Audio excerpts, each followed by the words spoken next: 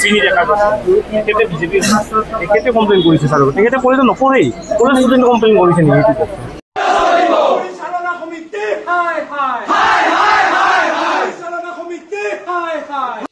ভাৰপ্ৰাপ্ত অধ্যক্ষৰ নিযুক্তিক লৈ সৰভোগৰ ঐতিহ্যমণ্ডিত বৰনগৰ মহাবিদ্যালয়ত অপ্ৰীতিকৰ পৰিস্থিতি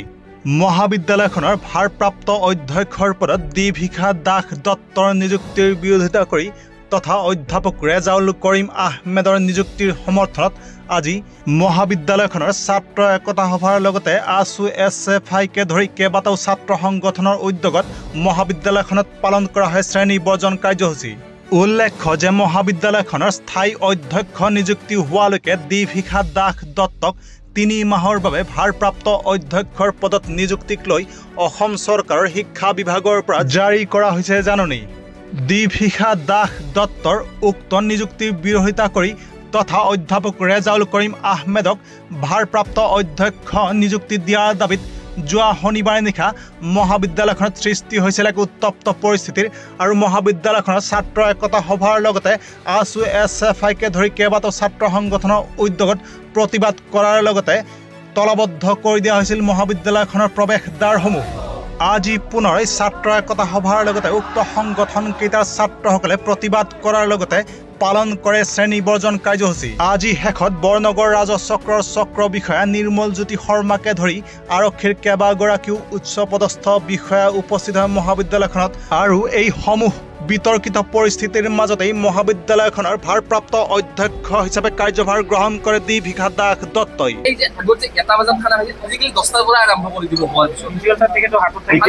আমাৰ তাত তথ্য আছে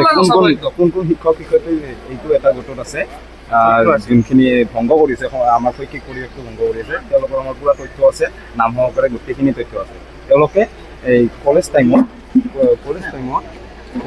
নিৰ্দিষ্ট এটা বাহিৰৰ কোঠালীত যায় খানা খায় ফেচবুকত পষ্ট দিয়ে খানা জিন্দাবাদ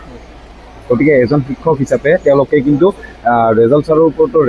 এলিগেশ্যন লগাইছিল ৰেজাল্ট ছাৰে সামাজিক মাধ্যমত বেছি এক্টিভ থাকে গতিকে তেওঁলোকৰ সেই পষ্টবিলাকে কি বুজাব তেতিয়াহ'লে সামাজিক মাধ্যমত এক্টিভ থাকে হয় কিন্তু তেওঁ সামাজিক কামৰ লগত জড়িতভাৱে এক্টিভ থাকে চিনি দেখা গৈছে তেখেতে বিজেপি তেখেতে কমপ্লেইন কৰিছে ছাৰ তেখেতে কৰিলে নকৰেই কলেজ ষ্টুডেণ্টে কমপ্লেইন কৰিছে নেকি এইটো কওক ষ্টুডেণ্টেতো কমপ্লেইন কৰা নাই মোৰ হাতত যি আছিলে মই যোৱাকালি মই ৰিপৰ্ট দিছোঁ কথা পাতিলোঁ এতিয়া মোক যি ডাইৰেকশ্যন দিছে সেইটো মই ফ'ল' কৰিব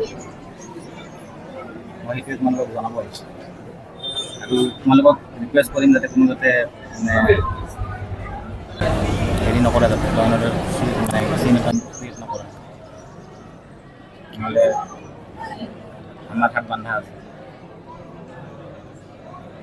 নিজৰ ক্লাছখিনি কৰি থাকা বাকী আমাৰ ৰেগুলাৰ প্ৰিন্সিপাল মানে আজিও মানে বাইদেৱে সেইটোৱে ক'লে ষ্টুডেণ্টবিলাকে মানে সেইটোৱে মানে আমি মানে হেৰি কৰি মানে উইদিন 1 মান্থ আপুনি যদি এটা 1 মান্থ হেৰি মানে আপুনি যদি এটা কথা কৈ দিলে হয় যে আমি এই চাৰ্জটো লৈ এটা সেই বস্তুটো মই কৈছোঁ সেইটো মানা নাই ন মানা নাই বস্তুটো মই তোমাৰ সেইটো মই বুজাই আছোঁ মানা নাই এতিয়া মই কি কৰিম মোক এটা অৰ্ডাৰ এটা মানে যোন অথৰিটি মোক অথৰিটি এটা অৰ্ডাৰ দিব লাগিব ন তোমালোক এতিয়া মই তোমাৰ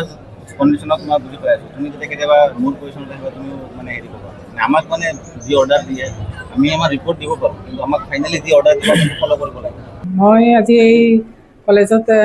ভাৰপ্ৰাপ্ত অধ্যক্ষ হিচাপে চাৰ্জ ল'লোঁ মোৰ এটাই অনুৰোধ এই অঞ্চলৰ যাতে সকলো ৰাইজে যাতে মোক সহযোগ কৰে মই অকণ খন্তেকীয়া সময়ৰ কাৰণে আছোঁ আৰু গতিকে এই সময়খিনি আৰু সকলোৰে সহযোগিতা মই কামনা কৰিলোঁ আৰু যাতে এই কলেজত শান্তি থাকে শান্তি শৃংখলা বজাই ৰাখে সেইটোৱে মোৰ আশা এইখিনিয়ে মোক ক'বলৈ কিমান দিনৰ কাৰণে আপোনাক চাৰ্জ দিয়া এতিয়া বৰ্তমান মোৰ এনেই তেওঁলোকে তেনেকৈ 3 মাহৰ কৰি থাকে এনেকৈ তাৰপিছত 3 মাহ এক্সটেনশ্যন হয় গতিকে সেই ধৰণে কামটো হৈছে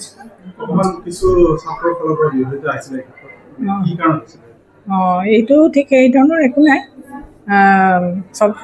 মিলা মিছা হৈ যাব মোৰ সেইটোৱে আশা